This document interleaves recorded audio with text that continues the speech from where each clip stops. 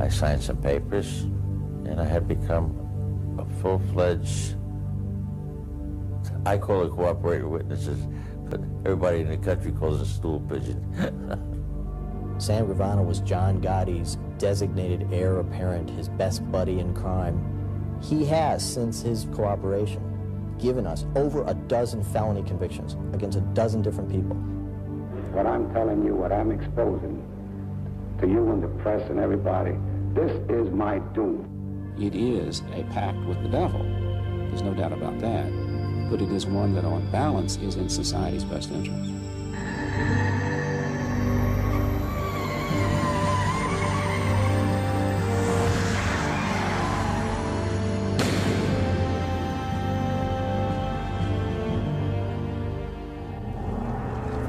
December 11th, 1990. For the fourth time in 5 years, reputed mob boss John Gotti was under arrest. Wearing his handcuffs as cavalierly as he wore his $1,000 suits, Gotti, known as the Dapper Don by the press, was led off to jail. Arrested with him were 3 colleagues in Gotti's alleged Mafia organization, the Gambino crime family, including Salvatore Sammy the Bull Gravano, Gotti's right-hand man. The Gambinos were the largest and most powerful of New York's 5 crime families.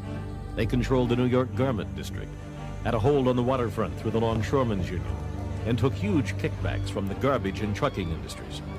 Prosecutors said Gotti had seized control of the family in a palace coup.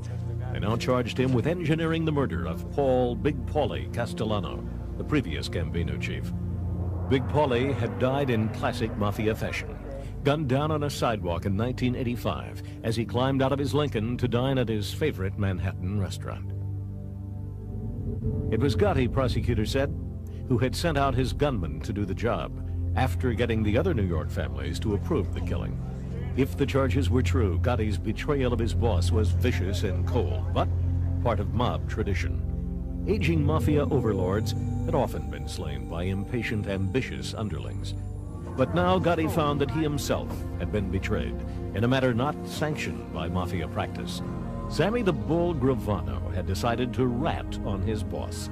Faced with the possibility of life in prison, Gravano chose instead to deliver his mentor and godfather to the feds in exchange for a lighter sentence. After the trial, Gravano would be entered in the government's witness protection program, given a new identity, and protected by federal marshals. For the prosecutors, it was a fair trade. No other figure associated with the mob drew attention like John Gotti.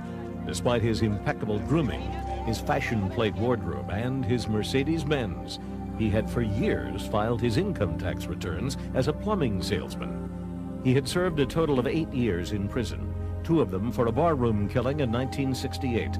He still lived in this modest home in Queens. With Gotti, life imitated art. The press had at last found a mob leader who fit the image set by Hollywood and the huge success of the Godfather films. Reporters tripped over one another to capture him on videotape. As the saying goes, the camera loved Gotti. And Gotti loved the camera, especially when it recorded him walking out of a courtroom a free man. This he had done 3 times to the frustration of government lawyers. As to the defendant, John Gotti, do you find the defendant guilty or not guilty of the first count of the indictment, charging him with the crime of conspiracy in the 4th degree? We find him not guilty.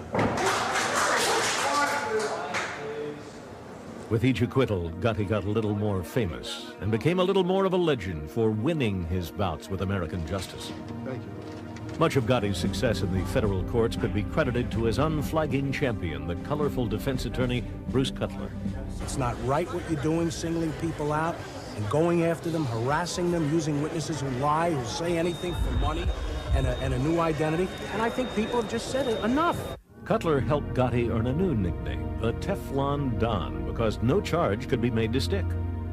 Once an unknown, Gotti became one of New York's best-known citizens. Camera crews even attended the July 4th picnics he threw for his whole Brooklyn neighborhood. Police had long since stopped bothering to enforce the New York law against private fireworks. But if any person could make the new charges stick to Gotti, it was Gravano. As Gotti's confidant and right-hand man, Gravano was privy to Gotti's secrets.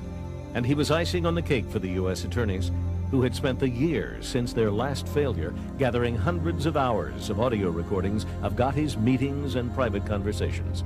Gravano was part of many of those discussions, including one where Gotti offered him the promotion of his choice. Do you want me to make you official underboss, acting boss? How do you feel? What makes you feel better? These conversations made Gravano the ideal stool pigeon. The very evidence against Gotti would shore up the credibility of the principal witness. As the trial approached, Gotti was deprived of another key ally, longtime defender Bruce Cutler. At a pretrial hearing, prosecutors played tapes in which Gotti described Cutler handling illegal deals. You know and I know that they know that you're taking the money to the table. Every time you take a client out, all of a sudden you're breaking the law. The U.S. attorneys insisted the tapes compromised Cutler's credibility in the courtroom. The judge agreed and barred Cutler from representing his most famous client. Little by little, the surveillance evidence against Gotti was whittling away his usual defenses. Cutler was furious. I am just personally offended and angry, and I still cannot fathom that I will not be addressing this jury in this case. In place of Cutler, Gotti hired renowned defense attorney Albert Krieger. And as he waited for trial, Gotti was said to be running the Gambino family from his jail cell. But this time, the deck seemed to be stacked against the man America had come to know as the Teflon Don. Even his 4th of July picnic went afoul when the annual fireworks display exploded all at once. It was as if Gotti's whole world was blowing up in his face.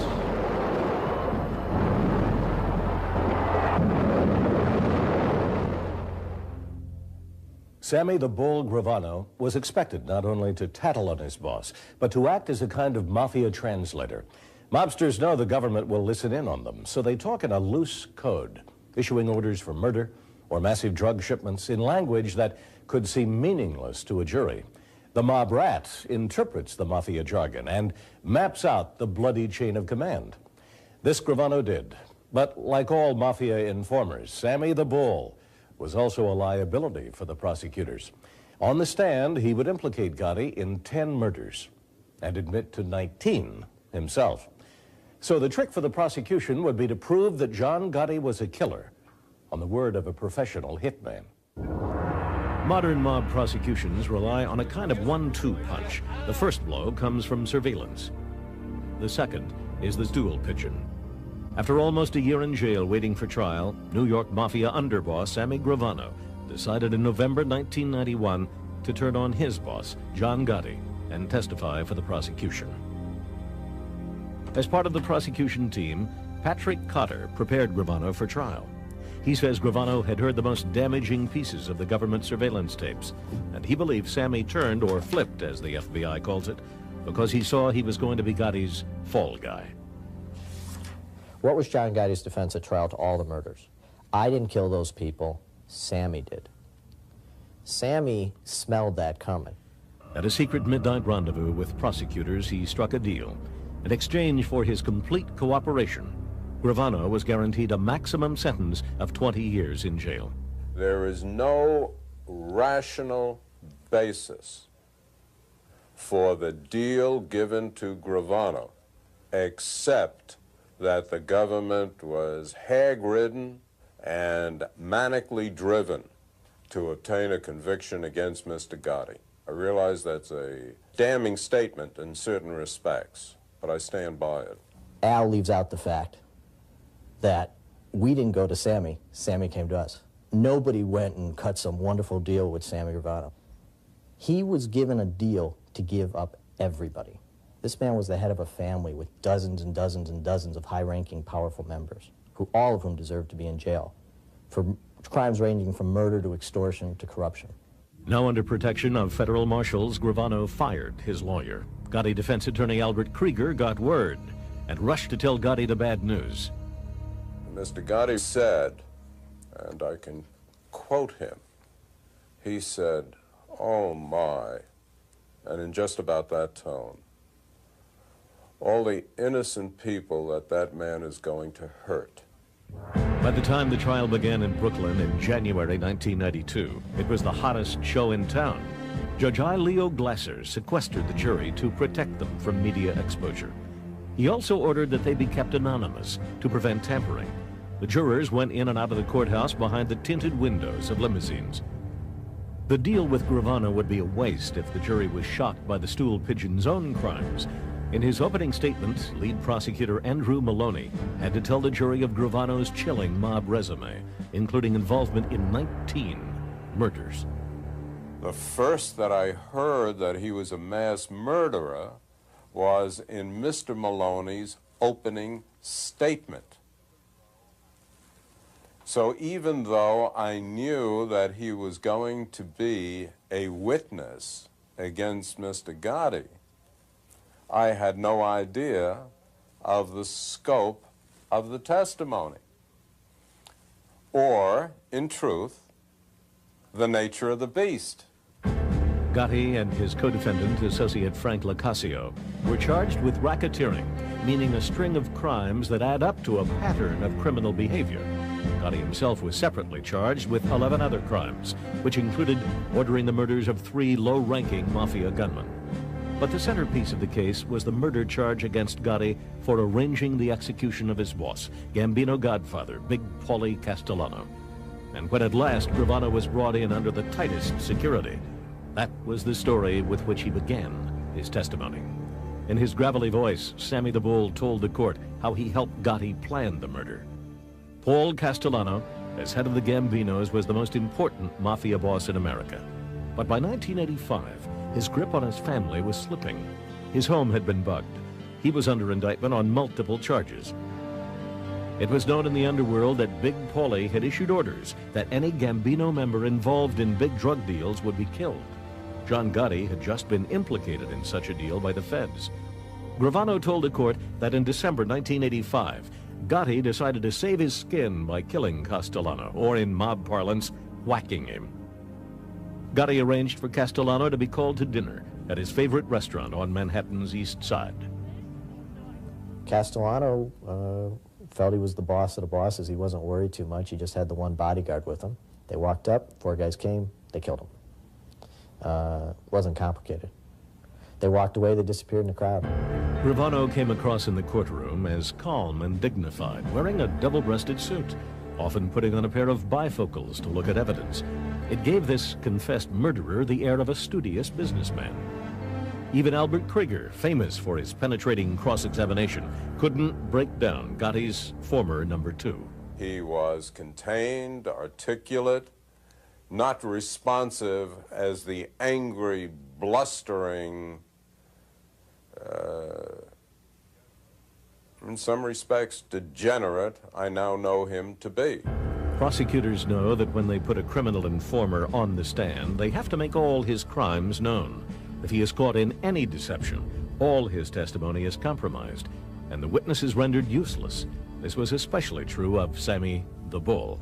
Gravano is a self-confessed, admitted, vicious, cold-blooded serial killer. I thought he did great. I think everybody who was there thought he did great, in the sense of they believed him. They didn't like him. They didn't like him at all. He's not a likable guy in a lot of ways. Well, in all ways, frankly. Albert Krieger made sure the jury knew what kind of person Gravano was. He pointed out that Gravano's 19 murder victims outnumbered the 18 jurors and alternates. We don't have enough chairs to put all the victims in, Krieger said. The problem for the defense was that every time you show the jury what a truly bad person Sam was, you were in fact telling them John Gotti's best friend, heir apparent, best buddy, and the man he loves is a bad, bad man. You couldn't disassociate the two. My mother always said, you lie down with dogs, you wake up with fleas. I think that's a very nice and soft way of saying that which we have all experienced. We are judged in many respects by our friends and by our associates. As poised as he was, Gravano's record clearly painted him as a monster. The feds were arguing that Gotti was simply the chief monster. Cotter says the prosecution made no excuses to the jury about the character of their star witness. You don't trust a Sammy Gravano. You don't trust an informer. I don't, anyway. I don't know any responsible prosecutor who does. You trust them when you know they're telling the truth because you've proven it through unimpeachable sources. At the Gotti trial, those sources were the eavesdropping tapes made by the FBI. Not only had the feds bugged Gotti's principal hangout, the Ravenite Social Club, the agents had even managed to sneak a microphone into the apartment above the club, where the suspicious Gotti held his most private and incriminating conversations. You tell this punk, I meet John Gotti, you sever your mother head off, you fucker. I kept wondering what possible response the defense would have to that. How do you explain that your client has just said, when I whacked DB?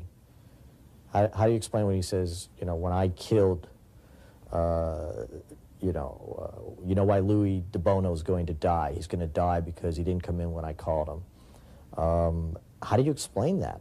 I think that the sever the head remark was neutralized by its exposure for what it was, an overstatement, an extreme expression. We're not all that restrained in our everyday language, and this was everyday language for Mr. Gotti. Gotti's language did not seem so everyday in other cases. On one tape, he said to his co-defendant, Frank Locascio, "Every time we got a partner that don't agree with us, we kill him." The trial lasted 2.5 months. The government's 1-2 punch of Gravano and the tapes had been a powerful combination. But in his closing statement, lead prosecutor Andrew Maloney nearly compromised his entire case. He warned the jury that if they were afraid of John Gotti, they had good reason. It was a highly prejudicial comment. The defense attorneys immediately called for a mistrial, claiming Maloney had poisoned the jury. I thought I'd fall off the chair. I could not believe what I had heard.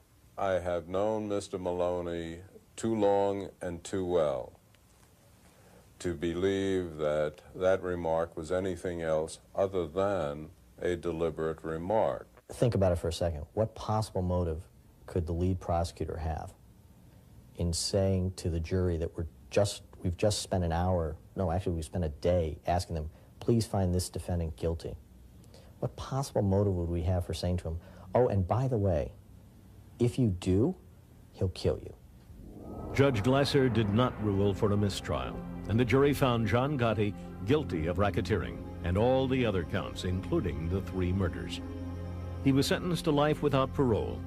Frank Locascio was convicted on all counts except a minor gambling charge.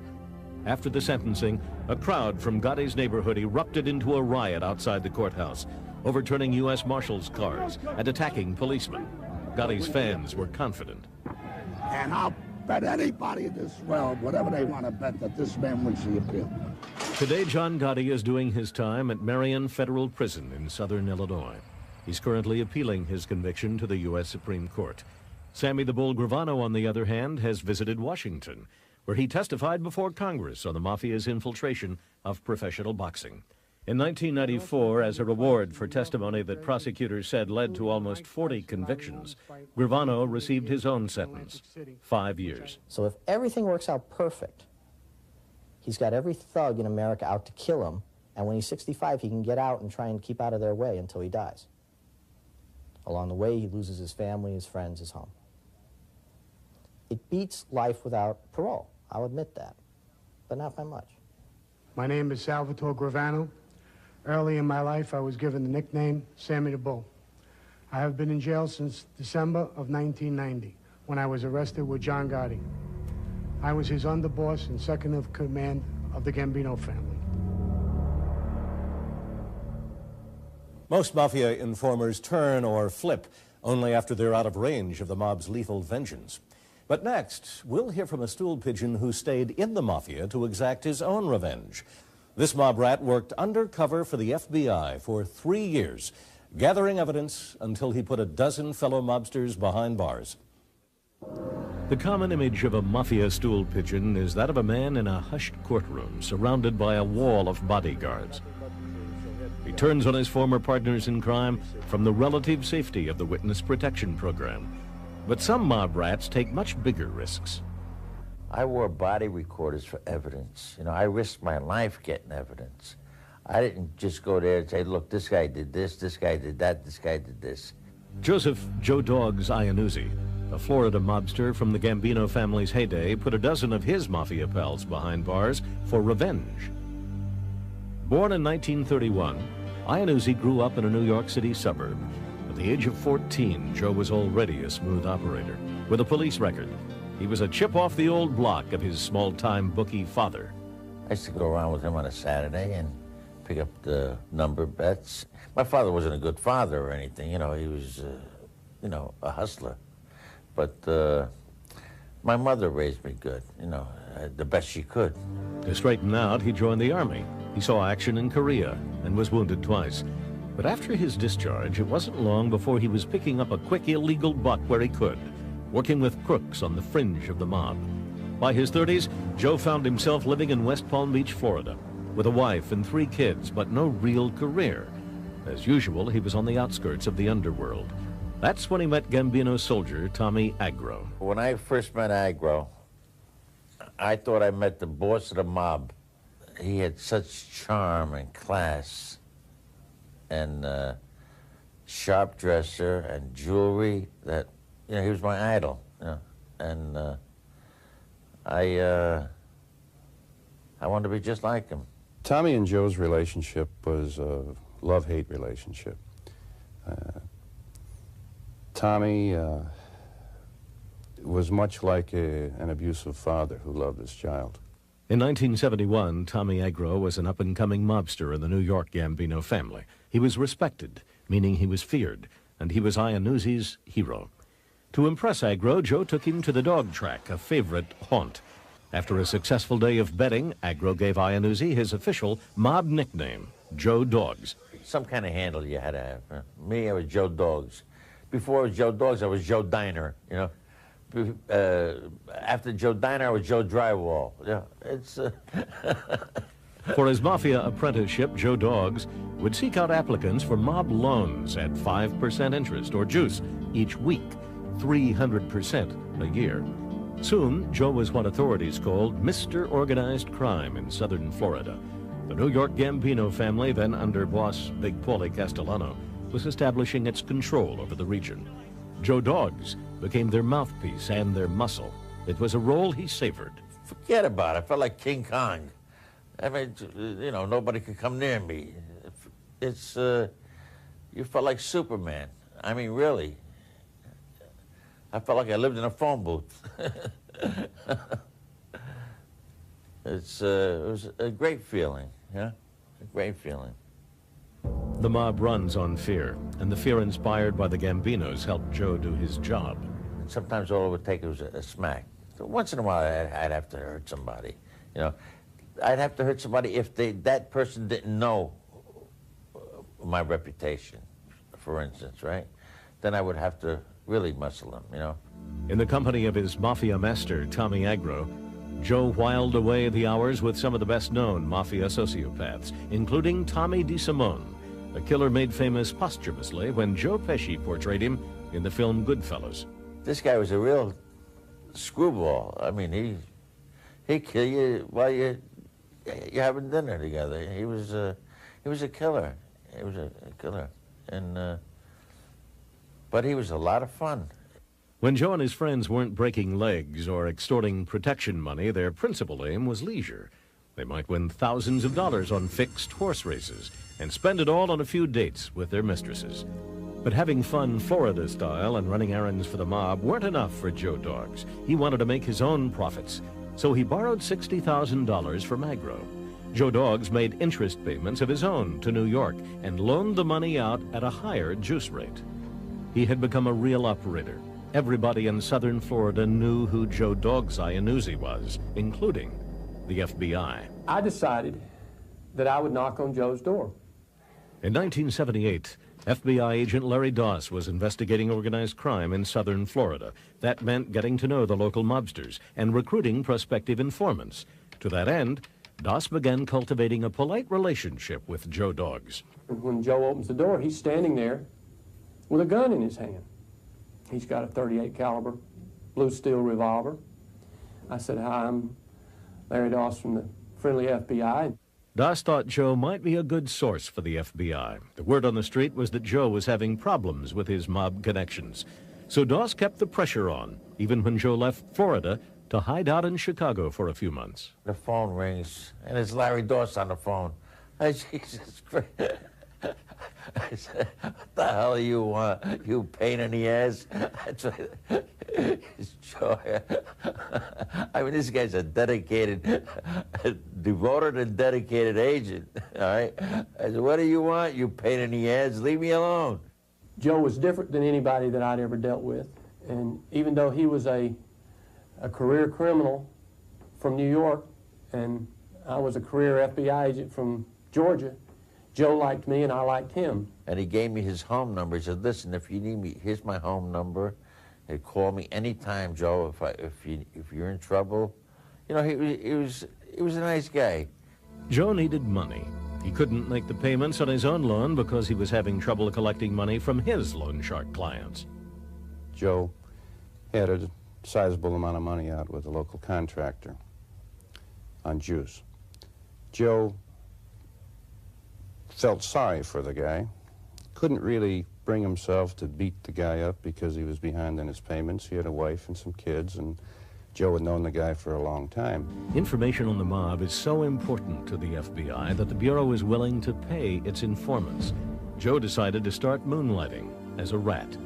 The money he got from the feds he sent to his New York boss, Tommy Agro, in place of the interest he owed. But the payments weren't enough, and Tommy Agro was getting fed up. In February 1981, Agro went down to Florida with two of his goons and called Joe Doggs to a meeting at a local restaurant. I walk up to embrace him, shake hands and embrace him. Hi, Tip, how you doing? And he's squeezing my hand, and I see an object coming towards my skull, and the next thing I knew, I was falling, you know, and being beat with and kicked. When Joe Doggs came to, he was in the hospital, receiving last rites from a priest. I laid in the hospital and cried for another 5 days. I couldn't believe what he had done to me. This guy that I worshipped. And I says, I'm gonna get even with this son of a bitch. If I gotta die doing it, I'm gonna get even. And that's what I did. I got even good. With a recorder provided by the FBI, Joe Doggs began secretly taping his phone conversations with Agro, who was still calling him. It wasn't long before Agro fell into the trap. During one call, Iannuzzi goaded him into a screaming rage. It was the 25th call Joe had taped, now known as tape 25. You ain't supposed to be alive. Because I was making an example out of you for any motherfucker that tried it on me again. You understand? So the only reason you're still alive, don't think because we stopped. It was because that woman walked in the door. Today you would have been gone. You weren't supposed to walk away no more. You me, and that was the worst thing you ever did. So I get the tape the next day, and I play this tape, and it's absolutely the most unbelievable conversation you've ever heard. It's everything that the mob is, Tommy Agro was on this tape. I got guys with me that'll eat your eyes out of your head. And they're as loyal as a mother. And they got balls the size of cows. I would take them tomorrow and tell them, come on, load up, we're going to blow this whole joint. They'll walk in and blast everybody. With no hesitation or nothing, and don't look for nothing besides it. With the tape 25, we had Tommy locked up, you know, for attempted murder. He admitted to it on the phone, the tape. But that was just the beginning. Iannuzzi's mob bosses in New York still needed him as their Florida connection. Even as he was recovering from the beating they'd given him, they gave him a new assignment: to start an illegal gambling club with mob money. The FBI approved the project, provided Joe had a partner of their choosing. The Bureau picked Chicago agent John Bonino. He is a perfect undercover agent. He's Italian, he's handsome, he's smooth, he's from the big city, he knows the mob in Chicago very well. Piece of cake. You got in right away. No, it didn't feel that easy to me. I spent probably the first 6 months with Joe, being tutored by Joe and listening and observing and duplicating a lot of those same traits in the other people. John Bonino would pose as John Marino, a drug-running friend of Joe Doggs from Chicago. As for Joe Doggs, he turned out to be a natural at undercover work. Joe was the best that I've ever seen. Joe had a clear grasp of what the goal was. There was not one request that was made of Joe by the Bureau that he did not comply with, and did it credibly. The FBI called it Operation Home Run. With government and mafia money, the undercover operators started up the Beachside nightclub in Singer Island, Florida. And every step of the way, the mobsters were photographed, videotaped, and recorded. There was times I was scared, yeah. But we were working with, you know, killers. We were going in their homes of killers. When I say killers, they're butchers. Fat Andy was a butcher. He'd chop you up and put you down to the garbage disposal.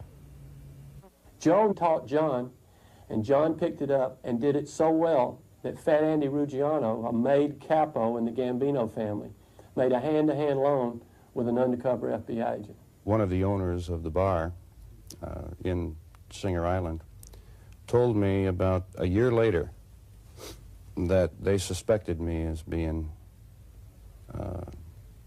a police officer, an FBI agent, when Joe first brought me in.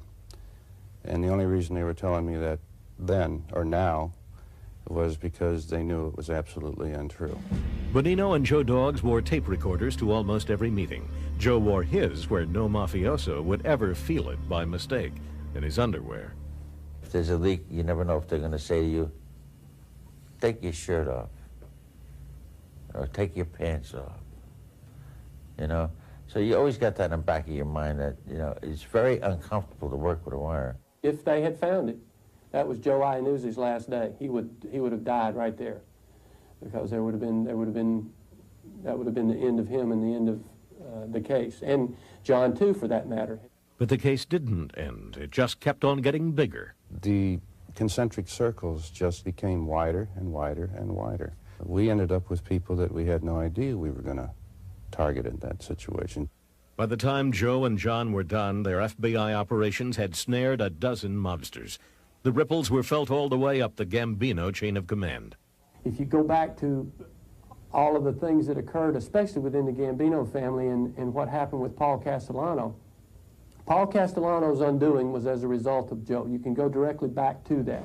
With information from Joe Dogs, the New York FBI began the pursuit of Big Paulie Castellano that ended in the downfall of the ruling Mafia Commission, and ultimately in Castellano's murder at the hands of John Gotti. We put a big crimp in it, or cramp. You know, my operation did. Operation Home Run was shut down at last when the FBI learned there was a leak about Joe Dogs to his Mafia pals. Iannuzzi had been wearing a wire for 18 months.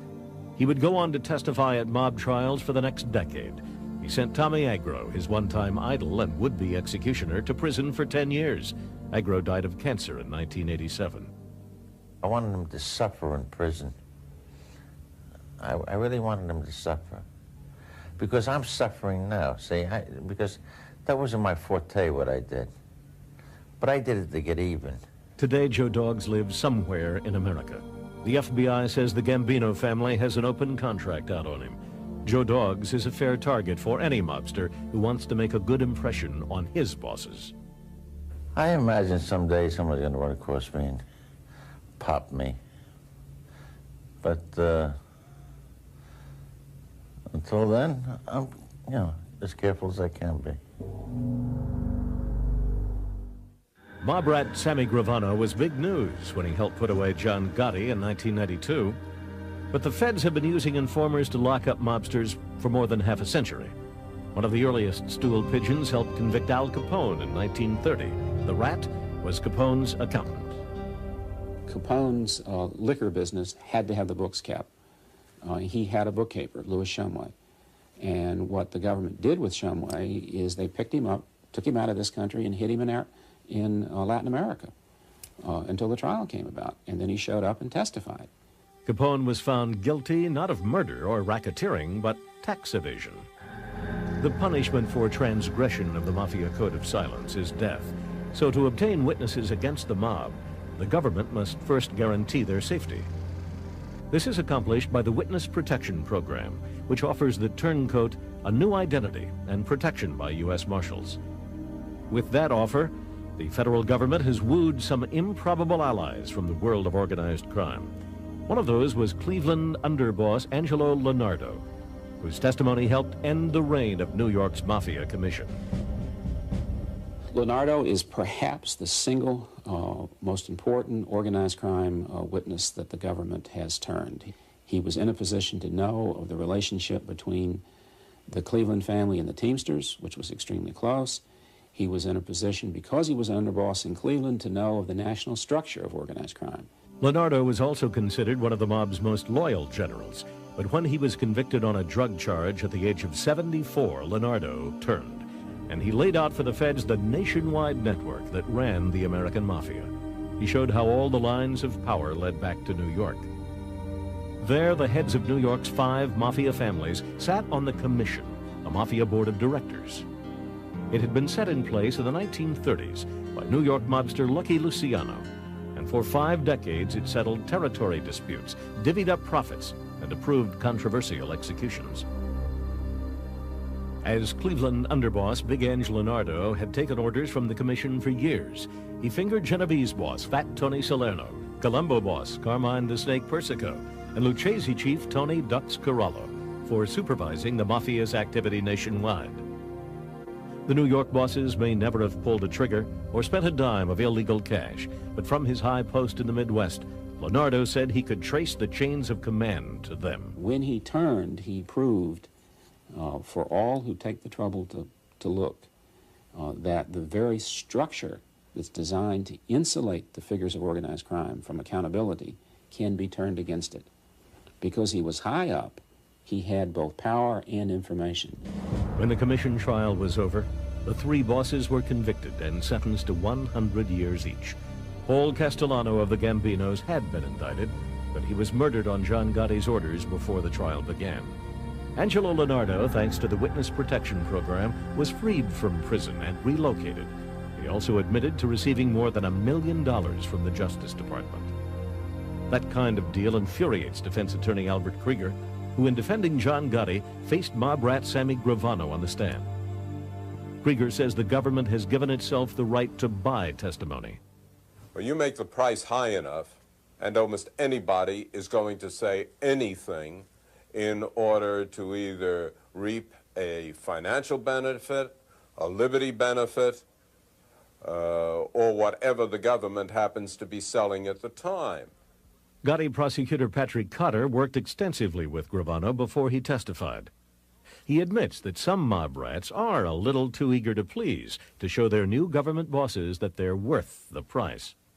A lot of these guys, you get to a point where you have to tell them to, look, just let me ask the questions, don't volunteer things, don't try to help me, just tell me what happened. One surprising critic of the deals made with mob rats is a mob rat himself, Joe Dogs Iannuzzi.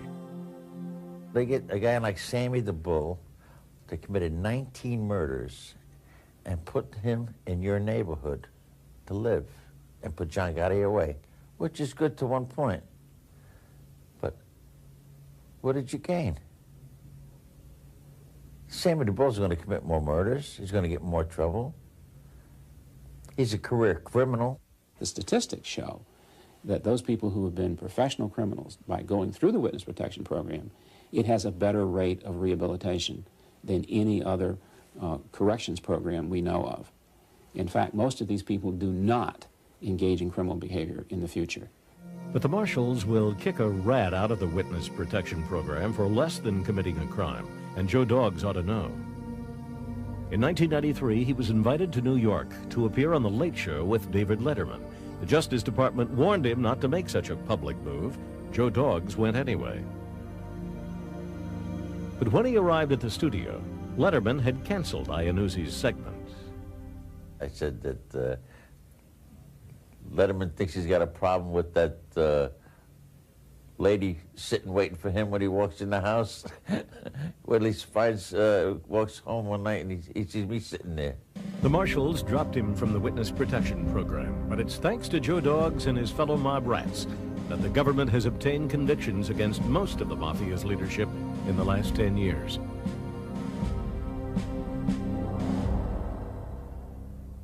The existence of the Mafia's bloody brotherhood is now commonly accepted as fact. But until the early 1960s, even the FBI didn't publicly acknowledge that there was a Mafia. That all changed in 1963, when one man broke the decades of murderous silence. The Mafia is a paradox for American justice. On the one hand, it sucks up millions of law enforcement dollars and man-hours every year. But it's also an outfit whose very existence is denied by its members. Mob rats have been the key to exposing this clandestine society. Joseph Valachi stunned the world in 1963 when he was the first to uncover America's Cosa Nostra. What I'm telling you, what I'm exposing to you and the press and everybody, this is my doom. Before Valachi testified, there were serious sociologists, people in the media that questioned the very existence of the mob. After Valachi's testimony in public, it became an accepted fact that there was a mob structure. Valachi was a soldier in New York's Genovese crime family. Busted in 1959 on a narcotics charge, he ended up in federal prison in Atlanta, sharing a cell with his boss, Vito Genovese. But soon Valachi became convinced that Genovese thought he was an informer and wanted him dead. One day in the prison yard, Valachi made a preemptive strike. He saw a man approaching him that he was sure was going to be his executioner, and at that point he grabbed a pipe and beat this guy to death. As he told me, after the first couple of swings, there was so much blood, you couldn't tell who the hell this guy was. It was, in fact, the wrong guy. Valachi had killed a man whom he had mistaken for a known mob assassin. Now he faced a possible death sentence for the prison yard murder. A year after the killing, the aging mob soldier turned to the authorities and offered them his story. Agents interviewed him for more than a year. Then in September 1963 came Valachi's public performance. He appeared before a Senate subcommittee led by Arkansas Democrat John McClellan. There he told the world what he had told the FBI, that there was a mafia, complete with bosses, underbosses, and rituals of initiation, which Valachi was the first to describe. He picks your finger. Ooh, the Godfather. He had to hold a holy picture, burning holy picture, and repeat his oath of allegiance to Cosa Nostra and promise never to reveal its secrets, even in the face of death. This is the way I'd burn if I exposed this organization. From his remarkable memory, Valachi pulled figures and dates for mob deals, battles, and executions. He mapped out entire family structures in New York and Buffalo. His information had a huge impact on both the underworld and the upper world. A few years after Valachi testified, the federal government legalized its triple threat against the mob. Wiretapping statutes to allow eavesdropping, the Witness Protection Program to recruit informers, and the RICO anti-racketeering law. Naturally, the mob wanted Valachi dead, but they never got him. And although the federal government first suppressed a book based on the FBI's interviews, Peter Moss eventually published the Valachi papers from his own talks with the informer. Valachi died in prison in 1971. The one thing that made him happy was the fact that Vito Genovese died in prison too, and died before him. The last message I got from Valachi that I can recall was, "You see, Peter, I told you this book would kill the old man." Valachi and those who followed him have forever taken away the invisibility of the Mafia. Their reasons may have been self-serving, but by exposing the mob's inner workings, the mob rats have made a unique contribution to American justice, and they have helped cripple the mob, perhaps permanently. The ethnic core of the Mafia, Italian-Americans only and others need not apply, reinforce the membership's pride and loyalty.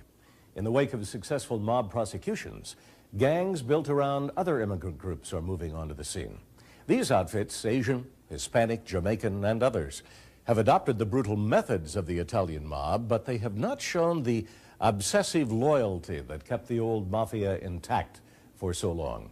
Leaders of some new gangs are already behind bars, put there with the help of turncoats from their own ranks.